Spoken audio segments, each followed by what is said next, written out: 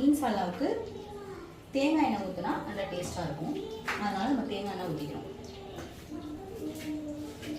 இப்போ ஃபஸ்ட்டு என்ன பண்ண போகிறோம், நெய் சோறுக்குன்னா பட்டை கிராம்பு ஏலக்காய் போட போகிறோம். முழுசாக போடலாம், ஆனால் வந்து என் ஹஸ்பண்டுக்கு வந்து முழுசாக வந்து பிடிக்காது. அதனால் வந்து தூள் தான் நான் யூஸ் பண்ணுவேன். நீங்கள் முழுசாக வேணும்னா ஒரு பட்டை 2 கிராம்பு ஒரு 2 ஏலக்காய் போட்டுக்கோங்க. மசாலாவுக்கு என்ன போட போகிறோம்னா வெந்தயம், சோம்பு, ஜீரகம் 3மே வந்து போட போகிறோம். இப்போ இது பட்டை கிராம்பு ஏலக்காய் நல்லா ரோஸ்ட் ஆன உடனே ஃபஸ்ட்டு வெங்காயம் சும்மா பிரியாணி அளவுக்கு போட வேணாம், லைட்டாக கொஞ்சமாக போட்டால் போதும்.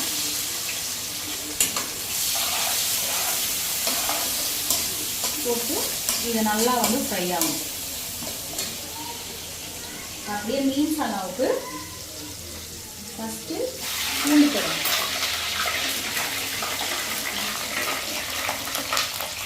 பூண்டு போட்டு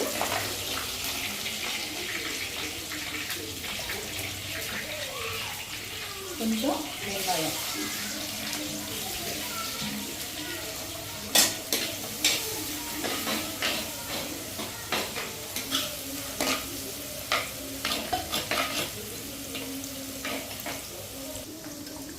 நெய் சோறுக்கு 2 பச்சை மிளகா கீரி போட்டுக்கணும். இதுக்கு வந்து வேறு காரம் எதுவும் நம்ம ஆட் பண்ண போகிறதில்ல. இந்த பச்சை மிளகாவோட காரம் மட்டும்தான் இதில் இருக்கும். அதனால் 2 பச்சை மிளகா கீரி போட்டுக்குவோம்.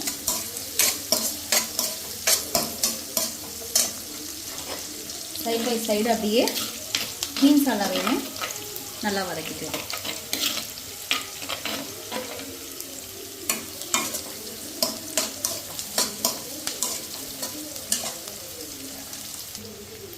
இப்போ வந்து தக்காளி போட்டுக்கலாம். சும்மா இருந்து பேருக்கு தக்காளி இருந்தால் போதும். சும்மா லைட்டாக அங்கங்கே ரெட்டிஷாக தெரியும் சிவப்பு கலரில். அதனால் வந்து சும்மா பேருக்கு இல்லை தக்காளி இருந்தால் போதும்.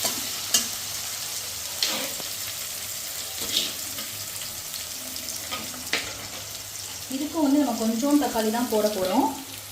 முதல் வெங்காயம் நல்லா வதங்கட்டும். ஏன்னா வந்து நம்ம வந்து தேங்காய், வெங்காயம், தக்காளி 3மே வந்து நம்ம வந்து ஆல்ரெடி வந்து மிக்சியில் நல்லா பேஸ்ட் பண்ணி வச்சுருக்கோம். அதுலேயே நிறைய தக்காளி நம்ம ஆட் பண்ணிட்டனால இதில் சும்மா லைட்டாக இதுலேயுமே வந்து அந்த மீன் மசாலா நாங்கள் வந்து தக்காளி தெரியணுங்கிறதுக்காக லைட்டாக தக்காளி எல்லாம் போடும். இதுலையுமே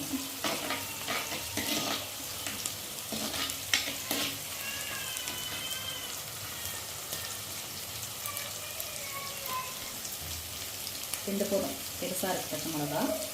இதுக்கு ஒரு 2 பச்சை மிளகா வதந்து போட்டுக்கலாம்.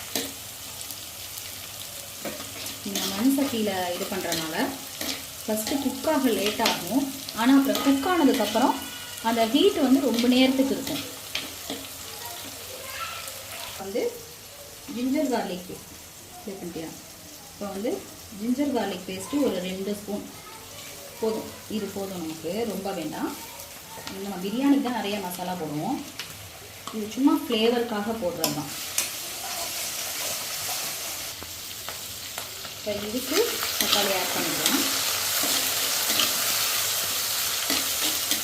நல்லா வதங்கட்டும். தக்காளி நல்லா மசிஞ்சு தக்காளி இதானதுக்கப்புறம் தான் நம்ம மசாலா போட போகிறோம்.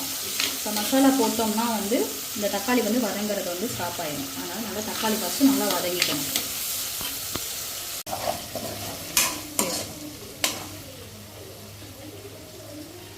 இப்போ வந்து கொஞ்சம் மல்லித்தலை, கொஞ்சம் புதினா, இது 2யுமே நம்ம இப்போ இதில் வந்து போட்டோம்.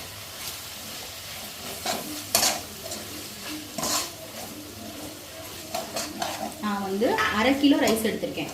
நான் இப்போ 1/2 கிலோ ரைஸ்க்கு தான் நான் சொல்லிகிட்டு இருக்கேன். 1/2 கிலோ ரைஸ் தான் நான் எடுத்திருக்கேன்.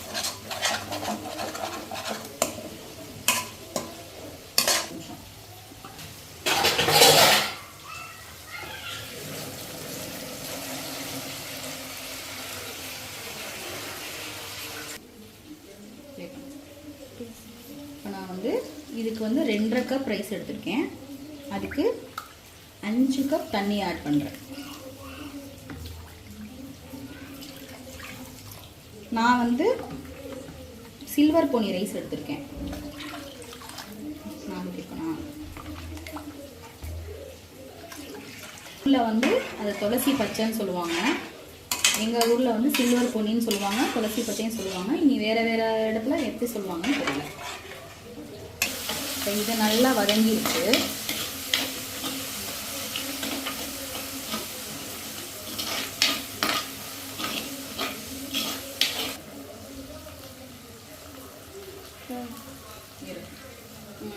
இப்போ நான் மிளகாத்தூளை ஆட் பண்ணிக்கிறேன். நம்ம நல்லா வந்து இந்த எண்ணெயில் வந்து இந்த மிளகாத்தூளை ராவாக ஆட் பண்ணும்போது நல்ல கலர் கொடுக்கும். நல்லா வதங்கினதுக்கப்புறமா வந்து இந்த மிளகாத்தூளை ஆட் பண்ணும்போது நல்ல ஒரு கலர் கொடுக்கும் நமக்கு. இது மஞ்சத்தூள் ஆட் பண்ணுறேன். அதுக்கப்புறம் வந்து இது வந்து மல்லித்தூள், குழம்பு மிளகாய் தூள், அது ஒரு 2 ஸ்பூன் ஆட் பண்ணிக்கிறேன். இது நல்லா வந்து வதங்கட்டும். உப்பு போட்டுக்கலாம். இதில் அவ்வளோதான். நெய்சோறு ரொம்ப ஈஸி.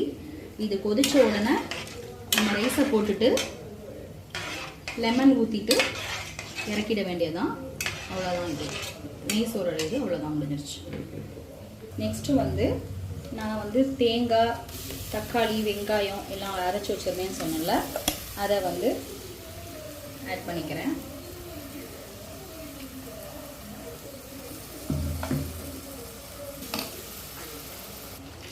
இது வந்து புளி கரைச்சி வச்சுருக்கேன், அதையுமே வந்து ஆட் பண்ணிக்கிறேன்.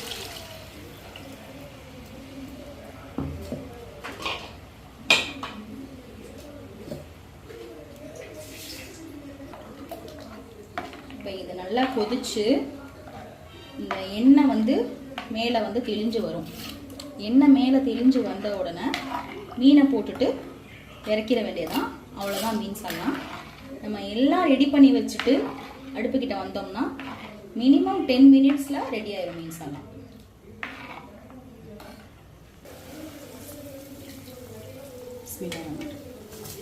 ஆல்ரெடி நான் ரைஸை வந்து கழுவி ஒரு 1/2 அன் ஹவர் ஊற வச்சுட்டேன். 2 வாட்டி கழுவிட்டு 1/2 அன் ஹவர் ஊற வச்சிட்டேன். நம்ம எப்போவுமே இப்படி ரைஸ் போடும்போது பிஸ்மில்லா சொல்லி போட்டால் அது நல்லா பெருக்கமாக இருக்கும்னு வந்து சொல்லியிருக்காங்க. அதனால் எப்போவுமே நான் வந்து அந்த மாதிரி தான் பண்ணுவேன். என்னடா நெய்சோறுன்னு சொன்னாலே இவன் நெய்யே ஊற்றலைன்னு நீங்கள் நினச்சிருப்பீங்க. நெய் வந்து எப்போவுமே வந்து லாஸ்ட்டாக ஊற்றி தம்மு கொடுக்கையில் அந்த ஃப்ளேவர் ரொம்ப நல்லாயிருக்கும். நான் பிரியாணிலேருந்து நெய்சோறு எத்துக்குமே வந்து நெய் வந்து லாஸ்ட்டாக தான் ஆட் பண்ணுவேன். இப்போ இந்த ஸ்டேஜில் வந்து லெமன் ஊற்றுறேன். நான் சும்மா ஒரு 1/2 லெமன், 1/2 kg தான் ரைஸ், அதனால் ஒரு 1/2 லெமன், அது நல்லா சாறு வரும், அதனால் ஒரு 1/2 லெமன் ஊற்றுறேன்.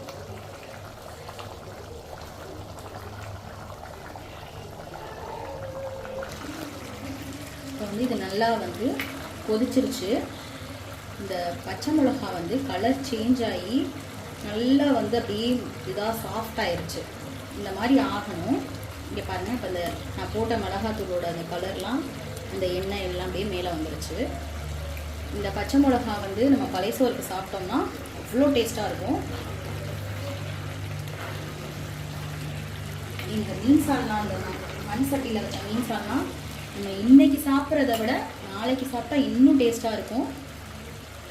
நான் அந்த பச்சை மிளகாவை மிஸ் பண்ணவே மாட்டேன், அதை கூட எடுத்து நான் சாப்பிடுவேன். இந்த ஸ்டேஜ் வந்தோடனே நம்ம வந்து அடுப்பை வந்து கொஞ்சம் மீடியம் ஃப்ளேமில் வச்சுக்கணும். ஹையாக வச்சோம்னா தண்ணி ஈஸியாக ட்ரை ஆயிரும். நமக்கு அப்போ வந்து அரிசி அப்புறம் வேகாமல் போயிடும். அதனால் வந்து கொஞ்சம் அடுப்பை வந்து மீடியம் ஃப்ளேமில் வச்சுக்கோங்க. இப்போ நான் வந்து இந்த சில பேர் வந்து தக்காளிலாம் போட மாட்டாங்க. இந்த தக்காளிலாம் அப்படி போட்டிருக்கனால ஒரு க்ரீன், ஒயிட்டு, ரெட்டு இந்த மாதிரி எல்லாம் மிக்ஸ் ஆகி கொஞ்சம் ஒரு பார்க்க கலர்ஃபுல்லாக இருக்குல்ல, அதனால் சும்மா நான் ஒரு 1/2 தக்காளி போடுவேன், அவ்வளோதான். மசாலாம் ரெடி ஆயிடுச்சு. இப்போ அங்கிட்டு சாப்பாடு ரெடி ஆயிடுச்சு, இங்கே குழம்பும் ரெடி ஆயிடுச்சு. இப்போ இது வந்து நான் மீன் போட போகிறேன். நான் வந்து கொடுவா மீனும் ப்ளஸ் வந்து ஊடகம் மீனும் எடுத்திருக்கேன். எங்கள் வீட்டில் யாருக்குமே வந்து சால்னாவில் போடுற மீன் அதிகமாக வந்து பிடிக்காது. அதனால் வந்துட்டு நான் மேக்ஸிமம் வந்து ஃப்ரை தான் பண்ணுவேன். சும்மா கொஞ்சம் பீஸ் மட்டும் தான் நான் சால்னாவில் ஆட் பண்ணுவேன். மாங்காய் இல்லை, இல்லைன்னா மாங்காய் போட்டிருக்கலாம். மாங்காய் போட்டால் இன்னும் டேஸ்ட்டாக இருக்கும். இது ஒரு கொதி வந்தோடனே நம்ம மல்லித்தலையை போட்டுட்டு இறக்கிட்டா அவ்வளோதான், மீன் சால்னா முடிஞ்சு போச்சு. மீனை போட்டு இப்படி கிண்டிகிட்டே இருக்காதீங்க. மீன் அப்படி கிண்டையிலுமே ரொம்ப பார்த்து மெதுவாக கிண்டுங்க. ஏன்னா வந்து டக்குன்னு உடஞ்சிரும். நம்ம உப்பு சரி பார்த்துக்குவோம்.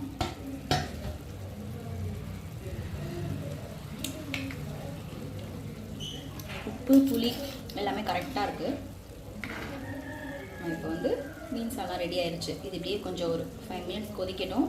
கொதிச்சோன்னா மூடி வச்சோம்னாலுமே ஒரு 5 நிமிஷம் மட்டும் கொதிச்சுட்டே இருக்கும். ஏன்னா மண் சட்டியோட இது அப்படி தான். அடுப்பு ஆஃப் பண்ணாலுமே மறுபடியுமே வந்து கொதிச்சுட்டே இருக்கும்.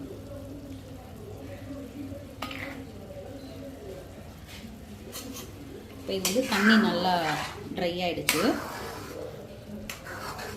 இப்போ நான் வந்து தண்ணி நல்லா ட்ரை ஆனோடனே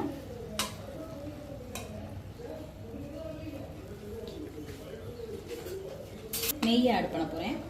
சும்மா ஒரு 2 ஸ்பூன் நெய் போதும். நீங்கள் நெய்ச்சோறு வந்து இன்னும் தேங்காய் எண்ணெயில் வச்சா கூட டேஸ்ட்டாக தான் இருக்கும். நெய்ச்சோறு நல்லா ஒரு 2 ஸ்பூன் நெய் ஆட் பண்ணிவிட்டு அப்படியே இன்னும் ஒரு 2 மினிட்ஸ் வச்சுட்டு தம்மு கொடுத்துட்டா நெய்ச்சோறு ரெடி. இந்த மீனை ஃப்ரை பண்ணோம்னா சாப்பிட வேண்டியதான். நெய் சோறு, மீன் சால்னா, மீன் பொரிச்சது.